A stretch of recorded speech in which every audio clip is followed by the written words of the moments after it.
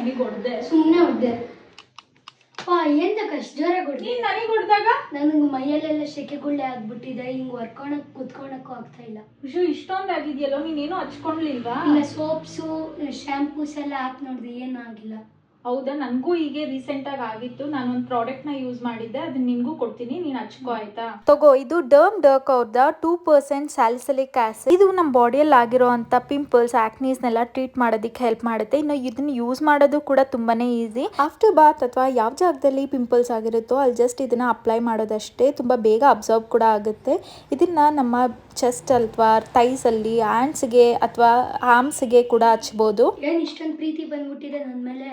ಪ್ರೀತಿ ಅಂತ ಏನಿಲ್ಲ, ಅದು ತುಂಬಾನೇ ಅಫೋರ್ಡಬಲ್ ಆಗಿದೆ. ಹಾಗೆ ಬೇಗ ನಿನಗೆ ಹೊಡಿಯಕ್ಕಾಗ್ಲಿ ಅಂತ ಕೊಡ್ತಾ ಇದೀನಿ ಅಷ್ಟೇ. ಬೇಗ ಕ್ಲಿಯರ್ ಮಾಡ್ಕೊಂಡು ಬಾ, ಮತ್ತೆ ಹೊಡಿತೀನಿ ನಿನ್ಗೆ. ನಿಮಗೂ ಈ ಪ್ರಾಡಕ್ಟ್ ಬೇಕು ಅಂದರೆ ಪ್ರಾಡಕ್ಟ್ನ ಟ್ಯಾಗ್ ಮಾಡಿರ್ತೀನಿ, ಚೆಕ್ಔಟ್ ಮಾಡಿ. Thank you for watching. Bye.